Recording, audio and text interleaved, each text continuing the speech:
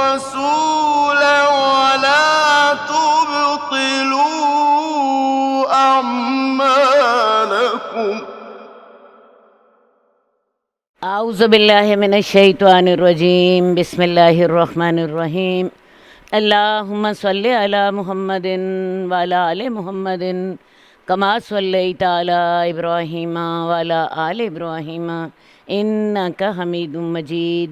اللہم بارک علی محمد وعلی آل محمد کما بارکت علی ابراہیم وعلی آل ابراہیم انک حمید مجید.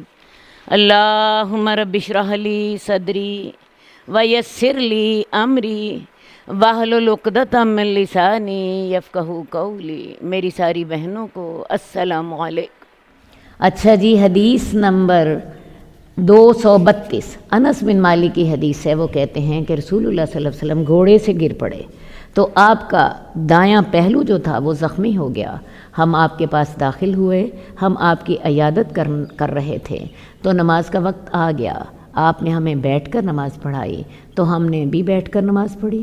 تو جب نماز مکمل ہو گئی تو آپ نے فرمایا امام اس لیے بنایا گیا ہے کہ اس کی پیروی کی جائے. جب وہ اللہ اکبر کہے تم بھی اللہ اکبر کہو، جب وہ رکوع کرے تم بھی رکوع کرو، اور جب وہ اٹھ کے کھڑا ہو تو تم بھی کھڑے ہو جاؤ، تم بھی اٹھ جاؤ. اور جب وہ سمیع اللہ لمن حمیدہ کہے تو تم کہو ربنا ولک الحمد، اور جب وہ سجدہ کرے تو تم بھی سجدہ کرو. تو لہٰذا باجماعت نماز میں امام کی پیروی کرنی ہے. لیکن ایک بات ضرور یاد رکھیے گا، امام کے بالکل ساتھ نہیں ہونا، امام سے تھوڑا سا پیچھے، کیونکہ حدیث میں آتا ہے کہ اللہ کے رسول صلی اللہ علیہ وسلم جب سجدے میں اپنا سر زمین پہ رکھ دیتے تھے تو تب صحابہ سجدے کے لیے جھکتے تھے. تو اتنا تھوڑا سا پیچھے ہونا چاہیے، لیکن آمین امام کے ساتھ کہیں، کیونکہ اس کے لیے آپ نے حدیث ابھی پڑھ لی ہے. تو امام جو ہے بیٹھ کے نماز پڑھائے تو بیٹھ کے نماز پڑھو. لیکن میں آپ کو یہ بتانا چاہتی ہوں کہ یہ حکم ابتدائی اسلام میں تھا. امام بیٹھ کے نماز پڑھا رہا ہے تو بیٹھ کے نماز پڑھو. لیکن اللہ کے رسول صلی اللہ علیہ وآلہ وسلم جب اپنے آخری مرض میں جس میں آپ فوت ہوئے ہیں اس میں آپ تھے تو اس میں رسول اللہ صلی اللہ علیہ وسلم نے بیٹھ کر نماز پڑھائی ہے اور صحابہ نے آپ کے پیچھے کھڑے ہو کر نماز پڑھی ہے. تو اب اصول یہ ہے کہ اگر امام فرض کیا بیمار ہے اور وہ بیٹھ کے نماز پڑھا رہا ہے تو لوگ اس کے پیچھے کھڑے ہو کر نماز پڑھیں. لیکن اگر مقتدیوں میں سے بھی کوئی بیمار ہے تو وہ اپنی بیماری کی وجہ سے بیٹھ کر پڑھے گا، ٹھیک ہے. لیکن اصول کے طور پہ امام بیٹھ کے نماز پڑھائے، مقتدی کھڑے ہو کر نماز پڑھیں. یہ اب جو ہے حکم باقی نہیں رہا، کیونکہ رسول اللہ صلی اللہ علیہ وسلم کی جو آپ نے اپنی آخری نماز پڑھائی ہے اپنے بیماری میں، تو اس سے ہمیں یہ بات پتہ چلی کہ رسول اللہ صلی اللہ علیہ وآلہ وسلم نے بیٹھ کر نماز پڑھائی تھی اور لوگوں نے کھڑے ہو کر نماز پڑھی تھی. حدیث نمبر 239 حضرت عائشہ کی حدیث ہے کہ رسول اللہ صلی اللہ علیہ وسلم کا جب جسم بھاری ہو گیا، بلال ان کے پاس آئے، وہ ان کو نماز کی اطلاع دے رہے تھے اور انہوں نے کہا اب ابو بکر کو حکم دو کہ وہ لوگوں کو نماز پڑھائیں. تو میں نے کہا، یعنی حضرت عائشہ نے، اے اللہ کے رسول، بے شک ابو بکر نرم دل آدمی ہیں اور جب وہ آپ کی جگہ کھڑے ہوں گے وہ لوگوں کو اپنی آواز نہ سنوا سکیں گے، تو آپ حضرت عمر کو حکم دے دیں. اصل بات ہے کہ رسول اللہ صلی اللہ علیہ وآلہ وسلم جو ہے جس بیماری میں آپ کی وفات ہوئی ہے، آپ 2 ہفتے بیمار رہے ہیں.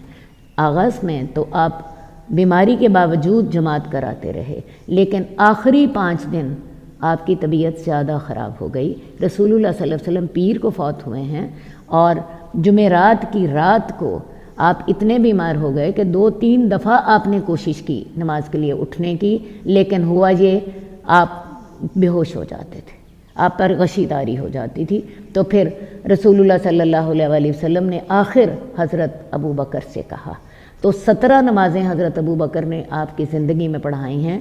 جمعرات کی عشاء کی نماز، جمعے کی 3 نمازیں، ہفتے کی 3 نمازیں اور اتوار کی 3 نمازیں. یہ 16 ہو گئی، اور پیر کا فجر کی نماز، یہ 17 نمازیں. اور پھر اس کے بعد ظہر کی نماز آپ کی زندگی میں نہیں آئی. رسول اللہ صلی اللہ علیہ وآلہ وسلم کوئی سمجھ لیجئے کوئی 11 10-11 بجے کے درمیان اللہ کے پاس چلے گئے۔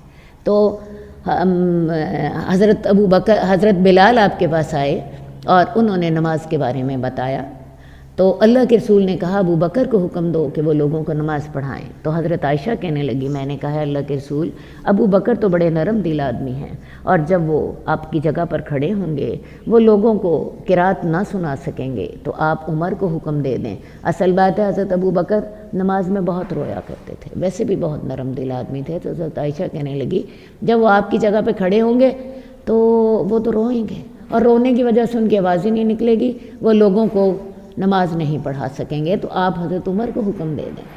تو آپ نے فرمایا ابو بکر ہی کو حکم دو کہ وہ لوگوں کو نماز پڑھائیں۔ تو میں نے حفصہ سے کہا تم اللہ کے رسول کو کہو کہ ابو بکر نرم دل آدمی ہیں، اور جب وہ آپ کی جگہ کھڑے ہوں گے وہ لوگوں کو نہ سنوا سکیں گے۔ اصل بات یہ ہے کہ حضرت عائشہ جو تھیں ان کے دل میں ایک اور خیال تھا، ان کے دل میں یہ خیال تھا کہ حضرت ابو بکر نماز پڑھائیں گے، اور اللہ کے رسول اگر فوت ہو گئے اپنی بیماری کی وجہ سے تو لوگ حضرت ابو بکر کو منحوس سمجھیں گے کہ یہ ان کی جگہ کھڑے ہوئے تو اللہ کے رسول فوت ہو گئے۔ بیٹی تھی نا، ایسا خیال ان کے دل میں تھا۔ تو حضرت عائشہ کا دل یہ تھا کہ حضرت عمر نماز پڑھا لے، اسی لیے انہوں نے حضرت حفصہ سے کہا، حضرت حفصہ بیٹی ہیں حضرت عمر کی، تو انہوں نے حضرت حفصہ سے کہا کہ تم رسول اللہ صلی اللہ علیہ وسلم کو کہو کہ وہ نماز پڑھا لیں۔ لیکن اللہ کے رسول نے پھر حکم دیا حضرت ابو بکر کو۔ اصل بات ہے کہ اللہ کے رسول صلی اللہ علیہ وآلہ وسلم ایک طرح اشارہ دینا چاہتے تھے کہ میرے بعد کون ہوگا میرا جانشین؟ حضرت ابو بکر۔ اور آپ نے دیکھا سمجھنے والوں نے یہ بات سمجھ لی، اسی لیے حضرت ابو بکر کو خلیفہ چن لیا گیا ہے رسول اللہ صلی اللہ علیہ وآلہ وسلم کے بعد۔ حضرت عمر کی باری حضرت ابو بکر کے بعد آئی، ٹھیک ہے نا۔ تو اللہ کے رسول صلی اللہ علیہ وسلم نے دوبارہ یہی کہا کہ ابو بکر کو حکم دو کہ وہ لوگوں کو نماز پڑھائیں۔ تو میں نے حفصہ سے کہا ان کی بیٹی سے کہ تم رسول اللہ کو کہو کہ ابو بکر نرم دل آدمی ہیں، اور جب وہ آپ کی جگہ کھڑے ہوں گے تو وہ لوگوں کو قرآن نہ سنا سکیں گے، تو اگر آپ عمر کو حکم دیں۔ تو رسول اللہ صلی اللہ علیہ وسلم نے کہا تم تو یوسف کی ساتھیوں جیسی ہو۔ یوسف کی ساتھیاں اس لیے کہا کہ انہوں نے بھی زبان سے، تو آپ کو پتہ ہے یہ تب کا موقع ہے جب حضرت یوسف جو ہیں دعوت کے دوران ان کے پاس سے گزرے ہیں، اور آپ کو پتہ ہے وہ عورتیں حضرت یوسف کی محبت میں میرا مطلب ہے اتنی غرق ہوئیں کہ اپنے انہوں نے ہاتھ کاٹ ڈالے۔ تو لیکن زبان پہ ان کے کیا تھا؟ زبان سے تھا کہ یہ کوئی انسان نہیں ہے، یہ تو بڑا فرشتہ ہے۔ زبان پہ بڑے اچھے الفاظ تھے لیکن اندر خانے اپنے ہاتھ کاٹ چکی تھیں۔ تو رسول اللہ صلی اللہ علیہ وسلم کا کہنے کا مطلب یہ تھا کہ جیسے ان کی زبان پر اور الفاظ سے اچھے الفاظ تھے لیکن اندر خانے اور تھا۔ تو اللہ کے رسول سمجھ گئے تھے حضرت عائشہ کی بات کو، تو آپ نے یہ والے الفاظ کہے ابو بکر ہی کو حکم دو کہ وہ لوگوں کو نماز پڑھائیں۔ میں نے آپ کو وجہ بتا دی ہے نا کہ اللہ کے رسول صلی اللہ علیہ وآلہ وسلم حضرت ابو بکر کے بارے میں ہی یہ اشارہ دینا چاہتے تھے کہ میرے بعد میرے قائم مقام کون ہوں گے؟ حضرت ابو بکر، حضرت عمر نہیں، حضرت ابو بکر، کیونکہ حضرت ابو بکر ایمان کے لحاظ سے حضرت عمر سے کہیں زیادہ تھے، ٹھیک ہے۔ تو تم ابو بکر ہی کو حکم دو کہ وہ لوگوں کو نماز پڑھائیں۔ تو جب وہ نماز میں داخل ہوئے، یعنی حضرت ابو بکر نے نماز پڑھانی شروع کر دی، رسول اللہ صلی اللہ علیہ وآلہ وسلم نے اپنی طبیعت میں ہلکا پن محسوس کیا۔ آپ کو لگا کہ میری طبیعت اب کچھ بہتر ہے۔ آپ کھڑے ہوئے، آپ کو دو آدمیوں کے درمیان لے جایا جا رہا تھا اور آپ کے دونوں پاؤں زمین پر گھسٹ رہے تھے۔ حال یہ تھا آپ سے کھڑا نہیں ہوا جا رہا تھا۔ ایک طرف حضرت عباس تھے اور ایک طرف حضرت علی تھے، ان دونوں کے درمیان رسول اللہ صلی اللہ علیہ وسلم کو لے جایا جا رہا تھا ان دونوں کے سہارے، اور کمزوری اتنی تھی کہ آپ کے پاؤں زمین پہ لکیر بنا رہے تھے، گھسٹ رہے تھے، ایک لائن پڑ رہی تھی۔ یہ پاؤں زمین پر آپ نہیں رکھ رہے تھے، آپ کے پاؤں سے زمین پر ایک لکیر، ایک نشان پڑ رہا تھا، اور آپ کے دونوں پاؤں زمین پر ایک خط بنا رہے تھے، یہاں تک کہ آپ مسجد میں داخل ہوئے۔ تو جب حضرت ابو بکر نے آپ کی آہٹ کو محسوس کیا تو حضرت ابو بکر پیچھے ہٹنے لگے، تو آپ نے رسول اللہ صلی اللہ علیہ وآلہ وسلم نے ان کی طرف اشارہ کیا تو اللہ کے رسول صلی اللہ علیہ وآلہ وسلم آئے، یہاں تک کہ حضرت ابو بکر کے بائیں طرف بیٹھ گئے۔ اب حضرت ابو بکر کو حضرت رسول اللہ صلی اللہ علیہ وسلم کو یہ دونوں لا رہے ہیں، اور حضرت ابو بکر کو محسوس ہو گیا ہے کہ اللہ کے رسول تشریف لا رہے ہیں۔ نماز میں انسان کو تھوڑا بہت پتہ چل ہی جاتا ہے۔ تو حضرت ابو بکر آ کے حضرت ابو بکر کے آپ دائیں طرف آ کر بیٹھ گئے ہیں، یعنی رسول اللہ صلی اللہ علیہ وآلہ وسلم حضرت ابو بکر کے بائیں طرف بیٹھ گئے ہیں۔ دائیں طرف حضرت ابو بکر ہیں، بائیں طرف اللہ کے رسول ہیں۔ اور آپ کو میرا حال اس مسئلے کا بھی پتہ ہوگا کہ جب دو لوگ ایک جماعت میں ہوں تو مقتدی دائیں طرف ہوتا ہے اور امام بائیں طرف ہوتا ہے۔ تو اس وقت صورت یہ تھی کہ رسول اللہ صلی اللہ علیہ وآلہ وسلم اور حضرت ابو بکر یہ دونوں آگے کھڑے ہیں، اور دائیں طرف حضرت ابو بکر ہیں اور بائیں طرف رسول اللہ صلی اللہ علیہ وآلہ وسلم ہیں۔ تو ابو بکر کھڑے ہو کر نماز پڑھا رہے تھے اور رسول اللہ صلی اللہ علیہ وسلم بیٹھ کر نماز پڑھا رہے تھے۔ حضرت ابو بکر رسول اللہ صلی اللہ علیہ وسلم کی نماز کی پیروی کر رہے تھے اور لوگ ابو بکر کی نماز کی پیروی کر رہے تھے۔ اب صورت کیا ہے؟ حضرت ابو بکر کھڑے ہیں، اللہ کے رسول بیٹھے ہیں۔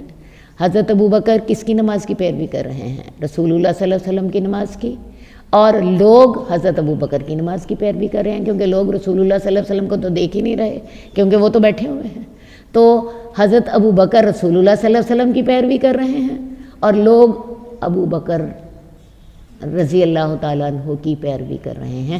تو اس نماز میں یہ آخری نماز ہے جو آپ نے پڑھائی ہے، ٹھیک ہے، اور اس حالت میں پڑھائی ہے کہ آدھی حضرت ابو بکر نے پڑھائی ہے اور اس کے بعد پھر رسول اللہ صلی اللہ علیہ وسلم نے نماز پڑھائی ہے۔ تو اس میں اللہ کے رسول بیٹھے ہیں اور لوگ کھڑے ہیں، صحیح ہے، اور آپ کی یہ زندگی کی آخری نمازوں میں سے ہے، جو اس کے بعد پھر اللہ کے رسول صلی اللہ علیہ وآلہ وسلم کی بیماری جو تھی وہ بڑھ گئی تھی، ٹھیک ہے جی۔ کل ہم نے کتاب الطہارہ پڑھی تھی اور اس کے بعد کتاب الصلاۃ کا آغاز کیا تھا۔ کتاب الطہارہ میں ہم نے حیض کے مسائل پڑھے تھے، اس میں ایک بات رہ گئی تھی کہ حیض کے صورت میں قرآن مجید کو کس حد تک پڑھا جا سکتا ہے۔ ویسے تو قرآن مجید کو حیض کی حالت میں نہیں پڑھنا چاہیے، اس کو چھونا حرام ہے، اس کو چھونا گناہ ہے، اور اس کو پڑھنے کی صورت کیا ہونی چاہیے؟ اصل بات یہ ہے کہ جو خواتین کی تعلیم ہے یہ بھی ایک اہم معاملہ ہے۔ امام بخاری نے اپنی صحیح بخاری میں ایک باب باندھا ہے کہ حائضہ عورت تعلیم کے لیے قرآن پڑھ سکتی ہے۔ اب بچیاں حفظ کر رہی ہیں، وہ حیض کے دنوں میں حفظ کرتی رہی، اسی طرح کلاسز ہو رہی ہیں قرآن مجید کی، ان میں بھی بچیاں پڑھتی رہیں گی لیکن اسے چھوئیں گی نہیں، اسے ہاتھ نہیں لگائیں گی۔ اصل بات ہے کہ یہ ایک مجبوری ہے جس کی وجہ سے اجازت دینی ضروری ہے، ورنہ خواتین کی تعلیم ممکن نہیں ہو سکتی، کیونکہ خواتین کی زندگی کا چوتھا حصہ یا بعض اوقات اس سے بھی زیادہ حصہ ناپاکی میں گزرتا ہے۔ تو اس مجبوری کے تحت حیض میں تعلیم جاری قرآن کی تعلیم جاری رکھی جا سکتی ہے۔ ایک بات میں اور آپ کو چلتے چلتے بتا دوں، قرآن جو ہم پڑھتے ہیں یہ کئی وجہ سے پڑھا جا رہا ہے۔ بعض اوقات قرآن دعا کے لیے پڑھا جا رہا ہوتا ہے، سجدے میں قرآن پڑھنے کی سخت ممانعت ہے، لیکن سجدے میں آپ قرآنی دعائیں پڑھ سکتے ہیں، ہوتا تو بہت، لیکن وہاں پہ قرآن کی حیثیت سے نہیں پڑھا جا رہا ہوتا، وہاں پہ قرآن جو ہے دعا کی حیثیت سے پڑھا جا رہا ہوتا ہے۔ اسی طرح بعض اوقات علاج کے لیے پڑھا جاتا ہے، جیسے آپ کو میں بتاؤں کہ حضرت ابو سعید خدری رضی اللہ تعالیٰ عنہ نے سانپ کے کاٹے کا علاج سورہ فاتحہ سے کیا تھا۔ تو یہاں پہ قرآن مجید جو ہے وہ علاج کی غرض سے پڑھا جا رہا ہے۔ اسی طرح قرآن بعض اوقات تعلیم کے لیے پڑھا جا رہا ہوتا ہے، جیسے حفظ کی بچیاں جو ہیں وہ قرآن یاد کر رہی ہیں، قرآن کی کلاسز ہو رہی ہیں۔ چوتھی بات، قرآن بعض اوقات عبادت کی غرض سے پڑھا جا رہا ہوتا ہے، جس کو ہم قرآن کی تلاوت کہتے ہیں. تو قرآن جو ہے یہ جیسا کہ میں نے آپ سے عرض کی بنا پہ پڑھا جاتا ہے، تو حیض میں قرآن مجید بطور علاج بھی پڑھا جا سکتا ہے، بطور دعا بھی پڑھا جا سکتا ہے، بطور تعلیم بھی پڑھا جا سکتا ہے، لیکن بطور عبادت نہیں پڑھا جا سکتا، کیونکہ آپ کو پتہ ہے قرآن کا ایک حرف پڑھے تو 10 نیکیاں ملتی ہیں. اب یہ ثواب جو ہے یہ تبھی ملے گا جب پاکی بھی ساتھ ہو. یہ بالکل ویسی ہی عبادت ہے جیسے روزہ، جیسے نماز میں ناپاکی ہو نماز نہیں ہوگی. روزے میں آپ کا حیض آ جائے روزہ ٹوٹ جاتا ہے. اسی طرح تلاوت کا اجر لینے کے لیے بھی پاکی شرط ہے. تو یہ میں نے وضاحت اس لیے کی کہ یہ بچیوں کا ہر وقت کا معاملہ ہے، تو لہذا قرآن مجید کی تلاوت بطور ثواب بطور عبادت حیض میں نہیں کی جا سکتی، کیونکہ اس کا ثواب پاکی کے ساتھ ہی ملتا ہے. چلیے جی آگے ہم پڑھتے ہیں. ہم نے کل ہم جماعت کے مسائل ہم پڑھ رہے تھے. حدیث نمبر 243 سہل بن سعد ساعدی سے روایت ہے کہ رسول اللہ صلی اللہ علیہ وسلم عمر بن عوف کی طرف گئے تاکہ ان کے درمیان صلح کرائیں. نماز کا وقت ہو گیا. مؤذن حضرت ابو بکر رضی اللہ تعالیٰ عنہ کے پاس آیا اور کہا کیا آپ لوگوں کو نماز پڑھا دیں گے؟ میں اقامت کہوں؟ آپ نے فرمایا ہاں. تو حضرت ابو بکر رضی اللہ تعالیٰ عنہ نے نماز پڑھائی، کیونکہ اللہ کے رسول جو ہے موجود نہیں ہے. وہ بنی عمر بن عوف میں صلح کرانے کے لیے چلے گئے اور نماز کا وقت ہو گیا. تو نماز کو اپنے وقت سے لیٹ نہیں کرنا چاہیے. اگر امام موجود نہیں ہے، امام کی جگہ کوئی اور جماعت کرا دے. تو رسول اللہ صلی اللہ علیہ وسلم کی غیر موجودگی میں پھر حضرت ابو بکر رضی اللہ عنہ نے جماعت کرائی. اللہ کے رسول تشریف لے آئے اور لوگ ابھی نماز پڑھ رہے ہیں. تو رسول اللہ صلی اللہ علیہ وسلم لوگوں سے بچتے بچاتے اگلی صف میں پہنچ گئے. لوگوں نے تالی بجائی تاکہ حضرت ابو بکر کو متوجہ کیا جا سکے، اور حضرت ابو بکر نماز میں کسی اور طرف توجہ نہیں کرتے تھے. اتنی نماز کے اندر دل لگاتے تھے کہ انہیں یہ پتہ ہی نہیں چلا کہ کوئی آیا ہے، اللہ کے رسول تشریف لائے ہیں. تو لوگوں نے پھر کیا کیا؟ حضرت ابو بکر کو متوجہ کرنا چاہا. تو جب لوگوں نے بہت زیادہ دستک دی تو حضرت ابو بکر متوجہ ہوئے. غور کیجیے ہماری نمازیں کیسی ہیں، ہمیں نمازیں میں ساری باتوں کا پتہ چلتا. حضرت ابو بکر کو لوگ توجہ دینے کے لیے دستک دے رہے ہیں، لیکن اب حضرت ابو بکر کو پتہ ہی نہیں چل رہا. وہ اپنی نماز میں اتنا اللہ کے ساتھ تعلق جوڑے ہوئے ہیں. لوگوں نے پھر زیادہ ہی انہیں متوجہ کیا تو انہوں نے توجہ کی. تو پھر انہوں نے دیکھا کہ اللہ کے رسول صلی اللہ علیہ وسلم جو ہے وہ آ گئے ہیں. تو جب لوگوں نے زیادہ ہی دستک دی تو حضرت ابو بکر متوجہ ہوئے اور انہوں نے رسول اللہ صلی اللہ علیہ وسلم کو دیکھا. تو انہیں رسول نے اشارہ کیا کہ تم اپنی ہی جگہ پہ ٹھہرے رہو، ہاتھ سے اپنی جگہ پہ رہو. رسول اللہ صلی اللہ علیہ وسلم حضرت ابو بکر نے اپنے دونوں ہاتھ اٹھا دیے تو اللہ کا شکر کیا، اللہ کی حمد بیان کی اس بات پر جو انہیں رسول اللہ صلی اللہ علیہ وسلم نے حکم دیا تھا. اب رسول اللہ صلی اللہ علیہ وسلم نے جو انہیں کہا تھا کہ تم اپنی جگہ پہ ہی ٹھہرو، تو یہ ایک بہت بڑا اعزاز تھا. رسول اللہ سے آپ کو پتہ ہے نبی جو ہوتا ہے وہ اپنی امت میں سے سب سے بڑی اور بڑی جگہ پر ہوتا ہے. تو حضرت ابو بکر کو رسول اللہ صلی اللہ علیہ وسلم نے کہا تھا تم اپنی جگہ پہ رہو. کیا مطلب تھا؟ میں تمہارے پیچھے نماز پڑھتا ہوں. تو اتنی بڑی سعادت تھی. تو حضرت ابو بکر نے نماز میں ہی اپنے دونوں ہاتھ اٹھائے اور اللہ کا شکر ادا کیا. تو کیا سمجھ آئی کہ نماز میں اگر کوئی آپ کو مل رہی ہے نعمت، بڑی نعمت مل رہی ہے، تو آپ نماز میں ہی اللہ کا شکر بھی ادا کر سکتے ہیں. تو انہوں نے اللہ کا شکر ادا کیا جو انہیں رسول اللہ صلی اللہ علیہ وسلم نے فرمایا تھا. پھر ابو بکر پیچھے ہٹ گئے، شکر لیا پیچھے ہٹ گئے، اور یہاں تک کہ وہ صف میں کھڑے ہوئے اور اللہ صلی اللہ علیہ وسلم کے لیے جگہ خالی کر دی. اللہ کے رسول آگے امام کی جگہ پر آ گئے. اللہ کے رسول صلی اللہ علیہ وسلم نے نماز پڑھائی. تو جب آپ نے سلام پھیرا تو آپ نے حضرت ابو بکر سے کہا اے ابو بکر تجھے کس بات نے روکا تھا کہ تو اپنی جگہ پر کھڑا رہتا جبکہ میں نے تجھے حکم دیا تھا؟ تمہیں چاہیے تھا تم امام بنے رہے جیسے تم تھے تو تم کیوں نہ وہاں پہ کھڑے رہے. حضرت ابو بکر کہنے لگے ابو قحافہ کے بیٹے کے لیے یہ جائز نہیں تھا کہ وہ رسول اللہ صلی اللہ علیہ وسلم کے آگے نماز میں کھڑے ہوں. ابو قحافہ جو ہے یہ حضرت ابو بکر کے والد کا نام ہے, ٹھیک ہے نا.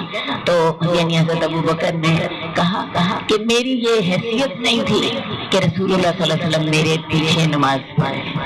میری حیثیت یہی ہے کہ اللہ کے رسول آگے ہوں اور میں پیچھے ہوں. تو اللہ کے رسول صلی اللہ علیہ وسلم نے فرمایا کہ میں نے تمہیں دیکھا تم نے بہت زیادہ دستک دی. جس کو نماز میں کوئی چیز شک ڈالے تو اسے سبحان اللہ کہنا چاہیے. تو بے شک جب وہ سبحان اللہ کہے گا تو اس کی طرف توجہ دی جائے گی. اور بے شک دستک دینا تو عورتوں کے لیے ہے. اب یہ ہے کہ نماز میں اگر کوئی خرابی ہو رہی ہے, کسی کو محسوس ہو گیا امام نے تشہد نہیں پڑھا, تشہد میں نہیں بیٹھا, یا امام صاحب کوئی غلطی کر رہے ہیں, یا کوئی نماز میں خرابی ہو رہی ہے, تو مردوں کو کیا کہنا چاہیے؟ سبحان اللہ کہنا چاہیے. جب سبحان اللہ کہا جائے گا امام کو پتہ چل جائے گا کہ کوئی خرابی ہے تو مجھے توجہ دینی ہے. اور یہ جو دستک دینا ہے یہ عورتوں کے لیے ہے. یہاں پہ تصفیق کا لفظ ہے. تصفیق سے مراد ہوتا ہے یہ ہاتھ مارنا, یعنی دائیں ہاتھ کی پشت سے بائیں ہاتھ کے اوپر ہاتھ مارنا, یوں نہیں, یوں کریں تو اس میں یہ دیکھیں تھوڑا سا شوخی ہے. یہ اس طرح کر کے آواز ذرا دبی ہوئی پیدا ہوتی ہے. تو عورتیں اگر سمجھ رہی ہیں کہ امام کوئی غلطی کر رہا ہے اور مردوں میں سے کسی کو احساس نہیں ہے, عورتیں یوں دستک, اور مرد کیا کریں, وہ سبحان اللہ کہیں. سبحان اللہ کہیں گے امام کو پتہ چل جائے گا کہ مجھے کوئی توجہ دینی چاہیے, کوئی خرابی ہو. تو اس حدیث سے بہت سے مسائل کا پتہ چل رہا ہے. پہلا مسئلہ کا کیا پتہ چلا؟ نماز دیر نہیں, وقت سے دیر نہیں ہونی چاہیے. امام نہیں ہے کوئی اور امام آ جائے. نمبر 2, اس سے آپ کو یہ بھی پتہ چلا کہ نماز میں اللہ کا شکر بھی ادا کیا جا سکتا ہے اور ہاتھ اٹھا کے شکر ادا کیا جا سکتا ہے جیسے حضرت ابو بکر نے کیا. نمبر 3, نماز میں پیچھے بھی ہٹا جا سکتا ہے اور اسے نماز میں کوئی خرابی نہیں ہوتی. لیکن شرط ایک ہے کہ نماز میں جو پیچھے ہٹا جائے یا آگے پیچھے ہوا جائے نماز ہی کے مقصد سے. بعضوں کا ایسا ہوتا ہے ہم کسی کو دیکھتے ہیں کوئی نماز پڑھ رہا ہے اور قبلہ رخ نہیں ہے, ہم نماز میں ہی اس کا رخ موڑ دیتے ہیں. اسے بعد کا 2 قدم چل کے پیچھے بھی آنا پڑتا ہے, یا ہم اس کا منہ موڑ دیتے ہیں. اس طرح تھوڑا سا آگے پیچھے ہونے سے نماز میں خرابی نہیں ہوتی. تیسری بات یہ ہے کہ نماز میں اگر کوئی خرابی ہو تو عورتوں کو, مردوں کو چاہیے سبحان اللہ کہیں, اور عورتوں کو چاہیے کہ وہ اپنے دائیں ہاتھ کی پشت کو بائیں ہاتھ پر رکھیں. تو اس طرح کر کے امام کو پتہ چل جائے گا کہ جو ہے کوئی خرابی ہوئی ہے. ایک بات کا آپ کو اور بھی پتہ چلا, رسول اللہ صلی اللہ علیہ وسلم کے دور میں عورتیں بھی باجماعت نماز میں مسجد میں شریک ہوتی تھی تو اللہ کے رسول نے عورتوں کا ذکر کیا نا, ورنہ آپ صرف مردوں کا ذکر کرتے. تو کیا سمجھ آئی کہ رسول اللہ صلی اللہ علیہ وسلم کے دور میں مسجد نبوی میں عورتیں بھی باجماعت نماز میں شریک ہوتی تھیں. آج یہ سنت ہمیں کہیں بھی نہیں ملتی, اور عورتوں نے تو سمجھا کہ بس ہمارا کام جو ہے وہ صرف اور صرف بازاروں میں ہوتا ہے. کیا خیال ہے اس حدیث سے یہ ثابت ہو رہا ہے کیونکہ عورتیں ہیں تو اللہ کے رسول نے عورتوں کے لیے مسئلہ بتایا. حدیث نمبر 245, ابو ہریرہ کی حدیث ہے کہ رسول اللہ صلی اللہ علیہ وسلم نے فرمایا تمہارا کیا خیال ہے کہ میں صرف قبلے ہی کی طرف دیکھتا ہوں, حالانکہ اللہ کی قسم مجھے تمہارے خشوع کا بھی پتہ ہوتا ہے اور تمہارے رکوع کا بھی پتہ ہوتا ہے. تم جب میرے پیچھے کھڑے ہوتے ہو تو میں تمہیں اپنے پیچھے سے دیکھتا ہوں. اب نماز میں جو خشوع و خضوع جو ہے وہ اتنا ضروری ہے کہ رسول اللہ صلی اللہ علیہ وسلم جب نماز میں ہوتے تھے تو آپ کو دکھایا جاتا تھا کہ لوگ صفیں صحیح کی ہوئی ہیں، لوگوں کا خشوع و خضوع کتنا ہے. اور یہ صرف نماز میں ایسا ہوتا تھا. عام طور پہ اللہ کے رسول عالم الغیب نہ تھے. اگر عالم الغیب ہوتے تو حضرت عائشہ پر جو تہمت لگی ہے پورا مہینہ آپ کو نہیں پتا چلا کہ حضرت عائشہ جو تھے وہ اس گناہ میں مبتلا نہیں تھے. آپ بڑے سخت پریشان تھے، ہر ایک سے مشورہ کر رہے تھے کیا کرنا چاہیے. اگر آپ عالم الغیب ہوتے تو پہلے ہی دن آپ کو پتا ہوتا کہ حضرت عائشہ جو ہے گناہ سے بری ہیں. تو اصل بات ہے اللہ تعالیٰ جب چاہتے تھے آپ کو یہ بتاتے تھے، جب چاہتے تھے. جیسے پیچھے میں نے آپ کو بتایا تھا کہ قسمان کے بارے میں رسول اللہ صلی اللہ علیہ وسلم نے بتایا تھا کہ وہ دوزخی ہیں. اللہ تعالیٰ نے وحی سے آپ کو بتایا تھا، ورنہ اللہ کے رسول صلی اللہ علیہ وسلم عالم الغیب نہ تھے. پشت سے دیکھنا نماز کے ساتھ مخصوص تھا، عام حالت میں آپ نہیں دیکھتے تھے. اور یہ اس لیے تھا تاکہ صحابہ کی تربیت ہو جائے کہ وہ نماز بڑے خشوع و خضوع کے ساتھ. حدیث نمبر 247 ابو ہریرہ کی حدیث ہے. رسول اللہ صلی اللہ علیہ وسلم نے فرمایا کیا تم میں سے کسی کوئی ایک اس بات سے نہیں ڈرتا کہ اگر وہ اپنا سر امام سے قبل اٹھا لے کہ اللہ اس کے سر کو گدھے کا سر بنا دے، یا اس کی صورت کو گدھے کی صورت بنا دے. تو لہذا جب لوگ نماز پڑھ رہے ہوں تو لوگوں کو کیا کرنا ہے؟ لوگوں کو امام کی پیروی کرنی ہے اور امام کے پیچھے چلنا ہے. امام کے ساتھ بھی نہیں چلنا، امام کے پیچھے چلنا ہے. اور اگر کوئی شخص امام سے پہلے اپنا سر رکوع سے اٹھا دیتا ہے تو اسے اس بات سے ڈرنا چاہیے کہ اللہ اس کی شکل گدھے کی بنا دیں یا اس کا سر گدھے کا بنا دیں. تو لہذا آپ کو کیا کرنا ہے؟ جماعت میں امام سے پیچھے رہنا ہے. حدیث نمبر 250 نعمان بن بشیر کی حدیث ہے کہ رسول اللہ صلی اللہ علیہ وسلم نے فرمایا تم ضرور اپنی صفوں کو سیدھا رکھو گے یا اللہ تعالیٰ تمہارے درمیان اختلاف پیدا کر دیں گے. اصل بات ہے جب آپ نماز با جماعت پڑھ رہے ہیں تو صفوں کو سیدھا رکھنا بھی لازمی ہے، صفوں کو سیدھا رکھنا بھی ضروری ہے. اب رسول اللہ صلی اللہ علیہ وسلم صفوں کو رکھنے کے لیے بہت اہتمام فرماتے تھے. حدیث میں آتا ہے برا بن حضرت صحابہ کہتے ہیں کہ رسول اللہ صلی اللہ علیہ وسلم ہماری صفیں برابر اور اس طرح برابر کرتے گویا تیر کی لکڑی برابر، بالکل سب کیسے سیدھی ہونی چاہیے جیسے یہ دیوار سیدھی بنیان مرصوص، جیسے یہ دیوار سیدھی ہے اس طرح سیدھی کرتے. یہاں تک کہ آپ نے سمجھا کہ ہم اس بات کو سیکھ چکے ہیں، ورنہ رسول اللہ صلی اللہ علیہ وسلم اتنی اہتمام کے ساتھ صفیں سیدھی کراتے. ایک دفعہ آپ صف سیدھی کرا رہے تھے تو آپ نے ایک آدمی کو دیکھا کہ اس کا سینہ صف سے باہر نکلا ہوا تھا، یعنی صف تو سیدھی تھی لیکن وہ ذرا آگے کر کے یوں کر کے کھڑا. تو رسول اللہ صلی اللہ علیہ وسلم نے اس وقت یہ لفظ کہے تھے کہ اپنی صفیں سیدھی رکھو ورنہ پھر اللہ تمہارے درمیان اختلاف پیدا کر دے گا. خواتین جو ہیں انہیں تو بالکل ہی صفیں سیدھی رکھنی نہیں آتی. عام طور پہ خواتین کے درمیان کھڑی ہوتی ہیں، اتنا فاصلہ بیچ میں ہوتا ہے، پاؤں سے پاؤں ملائیں، کندھوں سے کندھے ملائیں، ایڑیوں سے ایڑیاں ملائیں.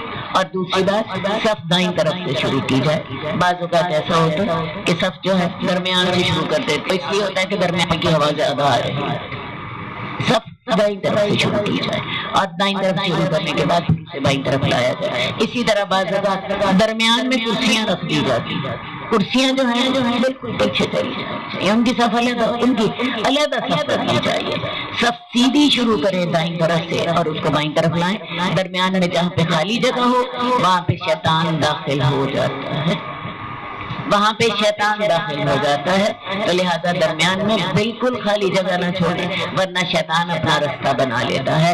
اور خاص طور پہ یہ رسول اللہ صلی اللہ علیہ وسلم کی جو وعید ہے یہ یاد رکھیں کہ اپنی یا تو اپنی صفیں سیدھی کرو ورنہ اللہ تعالیٰ تمہارے درمیان اختلاف پیدا کر دے گا، کیونکہ شیطان جہاں پر آ گیا اختلاف تو خود بخود ہو گیا. حدیث نمبر 251 ابو ہریرہ کی حدیث ہے کہ رسول اللہ صلی اللہ علیہ وسلم نے فرمایا اگر لوگ جانتے کہ اذان دینے میں اور پہلی صف میں شامل ہونے کا کتنا زیادہ ثواب ہے، اور ان کو اس کا موقع صرف اس طرح حاصل ہو سکتا ہے کہ وہ قرآن اندازی کریں، تو وہ ضرور آپس میں قرآن اندازی کریں۔ یعنی لوگوں کو پتہ ہی نہیں ہے اذان دینے کا ثواب کتنا زیادہ ہے۔ اب اذان دینے والا قیامت والے دن جتنی جگہ پر اس کی اذان کی آواز پہنچی ہوگی وہ ساری جگہ اس کے لیے گواہی دے گی، کتنی بڑی۔ اور آج کل تو لاؤڈ اسپیکر کی وجہ سے تو اللہ نے اور زیادہ آسانی کر دی۔ ایک اذان دینے کی آواز جو ہے 2 میل تک جاتی ہے، 3 میل تک جاتی ہے، وہ ساری زمین گواہی دے گی اس کے لیے کہ یا اللہ اس آدمی نے تیرا نام بلند کیا تھا۔ صحیح۔ اسی طرح پہلی صف میں شامل ہونے کا کتنا ثواب ہے، اور اس سعادت کو حاصل کرنے کا موقع جو ہے وہ صرف قرآن اندازی سے ملے، تو لوگ قرآن اندازی کیا کریں کہ میرا نام اس سعادت کے لیے نکل آئے۔ لیکن لوگوں کو علم ہی نہیں ہے کہ ان دونوں معاملات کا کتنا زیادہ ثواب ہے۔ اگر وہ جانتے ہوتے کہ نماز عشاء اور نماز فجر باجماعت ادا کرنے کا کتنا زیادہ ثواب ہے تو ان دونوں میں ضرور شامل ہوتے، خواہ ان کو گھسٹ کر ہی آنا پڑتا۔ اصل بات ہے لوگوں کو یہ علم ہی نہیں ہے کہ اول وقت نماز کرنے کا ادا کرنے کا کتنا ثواب ہے۔ ہم نے کتاب الایمان میں حدیث پڑھی تھی، کون سا عمل سب سے بہتر ہے، تو رسول اللہ صلی اللہ علیہ وسلم نے کیا جواب دیا تھا؟ الصلاۃ لوقتها، نماز اپنے وقت پر۔ تو لوگوں کو پتہ ہی نہیں ہے اول وقت نماز ادا کرنے کا کتنا ثواب ہے، اور عشاء کی نماز ادا کرنے کا کتنا ثواب ہے، اور فجر کی نماز ادا کرنے کا کس قدر ثواب ہے۔ اصل میں یہ دونوں نمازیں ایسی ہوتی ہیں، فجر کی نماز کے وقت نیند کا غلبہ زیادہ ہوتا ہے، اور عشاء کی نماز کے وقت انسان سارے دن کا تھکا ہوتا ہے اور چاہتا ہوتا ہے کہ میں آرام کروں، تو لہٰذا ان دونوں نمازوں کا بہت زیادہ ثواب اللہ تعالیٰ نے رکھا ہے۔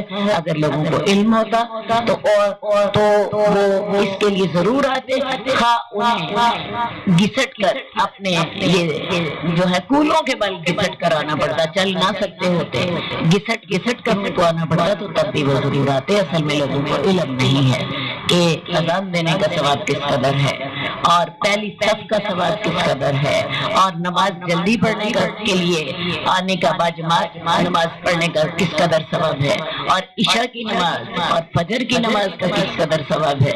اگر لوگوں کو علم ہوتا تو لوگ اس کے لیے قرآن اندازی کرتے اور گھسٹ کر بھی آتے۔ تو آپ لوگ ان ساری باتوں کا اہتمام کریں، مائیں اپنے بچوں کے دل میں شوق ڈالیں، بڑی خوبصورت اذان دینی ہے۔ کل میں نے آپ کو بتایا تھا رسول اللہ صلی اللہ علیہ وسلم نے اذان کے لیے مقابلہ بھی کروایا تھا، اور جس کی آواز سب سے زیادہ خوبصورت تھی بھی مقصورہ کی، انہیں خود اذان سکھائی۔ اللہ کے رسول صلی اللہ علیہ وسلم ان چیزوں کی ترغیب دیا کرتے تھے۔ اس کے علاوہ نماز میں اول وقت جائیں، باجماعت نماز میں دوڑ کر شامل ہوں، پہلی صف کا اہتمام کریں، اور پہلی صف آپ کو کب ملے گی؟ جب آپ جلدی آئیں گے، لیٹ آئیں گے تو پھر تو آپ کو آخری صفوں میں ہی جگہ ملے گی۔ حدیث نمبر 252 سہل بن سعد کی حدیث ہے کہ کچھ لوگ رسول اللہ صلی اللہ علیہ وسلم کے ساتھ نماز پڑھا کرتے تھے، اپنے تہبند جو تھے انہیں اپنی گردنوں میں ڈال لیتے تھے جیسا کہ بچے ڈالتے ہیں۔ اصل بات یہ ہے کہ اس دور میں غربت بہت تھی، جس دور میں رسول اللہ صلی اللہ علیہ وسلم آئے تھے، نہ کھانے کو ملتا نہ پینے کو ملتا۔ آپ دیکھتی ہیں اللہ کے رسول کے گھر میں بھی فاقے ہوتے، صحابہ کے گھر میں بھی فاقے ہوتے، ایک عام معاشرے میں ہی غربت بہت زیادہ تھی، پانی اللہ کی طرف سے وہاں پہ نہیں ہے۔ آپ کو پتہ ہے مکے میں کچھ اگتا نہیں ہے، سارا جو ہے عرب اس میں بارش زیادہ نہیں ہوتی، زرخیز نہیں ہے، ریتلا اور پتھریلا علاقہ ہے، تو لہذا خوراک بھی اتنی زیادہ نہ ہوتی، کپڑا بہت کم بہت مہنگا، عورتیں گھروں میں کپڑا کاٹتی، چرخوں پر کاٹتی، اور بہت مہنگا کپڑا ہوتا، تو لہذا صحابہ کے پاس کپڑا بھی تھوڑا ہوتا۔ کرتے کیا، اپنا ایک تہبند باندھتے तहबंद का एक हिस्सा जो था दाईं तरफ वाला हिस्सा जो था वो गर्दन तक बाईं तरफ की तक ले आती, और इसी तरह बाईं तरफ का जो था तहबंद का जो पल्लू होता मर्द उसको पकड़ के गर्दन के दाईं तरफ ले आते और पीछे से गिरा लिया। और ये सारा कुछ इसलिए करते ताकि नंगे ना हो, कपड़ा थोड़ा हो। आजकल हमारा तहबंद देखे जी कितना बड़ा होता है, कम से कम 2.5 गज का या 2.25 गज का होता है, और लंबा भी गज या 1.25 गज होता है। लेकिन उनका तहबंद बिल्कुल आप समझे इससे भी आधे कपड़े का होता था, और उसका एक पल्लू बाईं तरफ का गर्दन के दाईं तरफ ले आते और उसी के साथ अपना दायां कंधा भी ढक लेते, और दाईं तरफ का जो तहबंद होता उसी का ही एक पल्लू बाईं तरफ ले आते गर्दन की तरफ, और उन्हें पीछे गिरा लगा देते जैसे हम बच्चों का गिरा लगा देते। और ये सब कुछ किस वजह से होता? कपड़े की कमी की वजह से। तो और औरतों से कहा जाता तुम अपने सर न उठाना जब तक के मर्द सीधी तरह बैठ ना जाए। अब इससे भी पता चल रहा है कि औरतें भी मस्जिद नबवी में नमाज पढ़ी होती थी। अब जब मर्द सजदा कर रहे होते थे तो औरतों को कहा जाता था कि तुमने सजदे से सर नहीं उठाना जब तक के मर्द सीधे होके बैठ ना जाए। किस वजह से? आप देखिए, अंदाजा करें, जरा तसव्वुर करें, छोटा सा कपड़ा है और जब इंसान सजदे की हालत में होता है इम्कान है ना कि वो नंगा हो रहा छोटा कपड़ा हो और इंसान सजदे की हालत में हो, बिल्कुल इम्कान है कि वो कहीं नंगा ना हो रहा हो। तो औरतें भी नमाज पढ़ रही हैं मर्दों के पीछे, तो औरतों से कहा जाता था मर्द जब तक बैठ नहीं जाएंगे तुम सजदे से सर नहीं उठाओगी। समझ आ गई बात? तो इस तरह के मुश्किल हालात के बावजूद रसूलुल्लाह सल्लल्लाहु अलैहि वसल्लम ने औरतों को ये नहीं कहा कि तुम मस्जिद में ना आया। यहाँ पे हमारे लिए इस तरह के मसाइल हैं। हदीस नंबर 253 अब्दुल्ला बिन उमर की हदीस है कि रसूलुल्लाह सल्लल्लाहु अलैहि वसल्लम ने फरमाया तुम में से कोई औरत तुम में से किसी की बीवी मस्जिद जाने की इजाजत मांगे तो वो उसको ना रोके। औरतें जो थी मस्जिद नबवी में जाया करती थी सबसे आगे मस्जिद नबवी में आप समझ लीजिए एक ही हॉल होता है आजकल की जबान में, तो आगे मर्द होते थे, पीछे बच्चे होते थे और उसके बाद औरतें होती थी। ठीक है, औरतों के लिए रसूलुल्लाह सल्लल्लाहु अलैहि वसल्लम ने एक अलग दरवाजा रख दिया था। आज भी मस्जिद में बाबू निसा अलग मौजूद है और औरतें जो थी उस दरवाजे से निकलती। रसूलुल्लाह सल्लल्लाहु अलैहि वसल्लम ने मर्दों को हुक्म दे रखा था कि वो जो है बैठे रहे जब तक कि औरतें निकलना चाहिए। औरतों को हुक्म ये था सलाम यूं ही फिरे अस्सलाम वालेकुम व रहमतुल्लाह इमाम कहे तुम उठ के तो निकल औरतें निकल जाती, फिर जाके अल्लाह के रसूल खुद बैठे रहते और मर्दों को हुक्म था कि जब तक औरतें निकल नहीं जाती तुमने मस्जिद से नहीं निकलना, ताकि रास्ते में उनका आपस में जो है औरतें जरा पहले निकल मर्द बाद में निकले। इतने एहतमाम अल्लाह के रसूल फरमाते थे। और उसके साथ ही हुक्म ये था कि अगर किसी से उसकी बीवी मस्जिद जाने की इजाजत मांगे तो तुमने उसे रोकना नहीं है, क्योंकि लफ्ज ये थे ला तमनऊ इमा अल्लाह मसाजिद अल्लाह, अल्लाह की बंदियों को अल्लाह की मस्जिद में जाने से ना रोको। ये भी अल्लाह की बंदियां हैं, ठीक है, लेकिन साथ ये भी हुक्म था कि जिस रात औरत ने मस्जिद में जाना हो वो खुशबू ना लगाए, वो हिजाब के साथ बनाव श्रृंगार के साथ ना जाए, क्योंकि ऐसा ना हो कि मस्जिद जा रही है और साथ गुनाह में मुब्तला हो। सही, पूरे हिजाब के साथ जाए और उसकी खुशबू भी ना आ रही है। हदीस नंबर 254 अब्दुल्ला बिन उमर है कि वो कहते हैं कि हजरत उमर की एक बीवी थी जो कि सुबह की नमाज में और इशा की नमाज मस्जिद में बाजमात पढ़ती थी। इन बीवी का नाम आतिका था। तो उन्हें कहा गया तुम नमाज के लिए क्यों निकलती हो, हालांकि तुम जानते हो कि हजरत उमर को ये बात नापसंद है और इन्हें इस बात की गैरत आती है। हजरत उमर को तो ये भी बात नापसंद थी कि अल्लाह के रसूल की बीवियां जो हैं वो बाहर حضرت عمر اس بات سے بھی غیرت کھاتے تھے، تو ظاہر ہے اپنی بیویوں کے بارے میں بھی وہ غیرت کھاتے تھے۔ تو حضرت عاتقہ سے کسی نے کہا کہ تمہیں پتہ ہے کہ حضرت عمر کو یہ بات اچھی نہیں لگتی اور انہیں اس بات کی غیرت بھی آتی ہے، تو تم کیوں مسجد میں آتی ہو؟ اور وہ مسجد میں صبح کی نماز پڑھنے کے لیے آتی تھی اور عشاء کی نماز۔ اصل بات ہے صبح اور عشاء کی نماز اندھیرے کی نمازیں ہیں، روشنی کی نمازوں میں خواتین مسجد میں نہ جاتی تھیں۔ تو وہ کہنے لگی وہ مجھے روک کیوں نہیں دیتے؟ کہا انہیں رسول اللہ صلی اللہ علیہ وسلم کا قول روکتا ہے کہ اللہ کی بندیوں کو اللہ کی مساجد سے نہ روکو۔ اب انہیں کہا گیا کہ وہ تمہیں پتہ ہے حضرت عمر کو یہ بات پسند نہیں اور انہیں اس بات سے غیرت بھی آتی ہے، تو وہ کہنے لگی کہ ایسا کریں کہ پھر مجھے حضرت عمر روک میں خامن کا حکم سمجھ کے مان لوں، ٹھیک ہے؟ اور حضرت عمر انہیں کیوں نہیں روکتے تھے؟ اس لیے نہیں روکتے تھے کہ شریعت انہیں روکنے تو لہذا یہ ساری باتیں کیا بتا رہی ہیں کہ عورتیں بھی باجماعت مسجد میں شامل ہوتی تھیں، حالانکہ بچے بھی روتے تھے، حالانکہ بعض اوقات کپڑا کم ہونے کی وجہ سے اللہ کے رسول یہ بھی کہتے تھے کہ مرد جب تک بیٹھ نہ جائیں عورتیں تب تک سجدے سے سر نہ اٹھائیں۔ پھر عورتوں کے لیے دروازہ علیحدہ تھا، پھر اللہ کے رسول کی ہدایت تھی کہ جب تک عورتیں مسجد سے نکل نہ جائیں مرد مسجد سے نہ نکلیں۔ یہ سارے تمام ہوتے تھے، مسجد میں شور بھی ہوتا تھا، صحیح ہے، کیونکہ بچے آپ کو پتہ ہے بچوں نے تو عورتوں کے ساتھ بچوں نے دعا نہیں آنے۔ تو ان ساروں باتوں کے باوجود رسول اللہ صلی اللہ علیہ وسلم کا حکم کیا تھا کہ اللہ کی بدیوں کو مسجد میں جانے سے نہ روکیں۔ آج بہت سے لوگوں کا کہنا یہ ہے کہ نہیں عورت اگر مسجد میں جاتی ہے تو فتنہ ہوگا۔ کیا خیال ہے؟ اللہ کے رسول کو علم نہیں تھا ان باتوں کا؟ یہ جب ہم اپنی عقل سے فتوے دینے لگ پڑتے ہیں تو پھر یہ خرابیاں پیدا ہوتی ہیں۔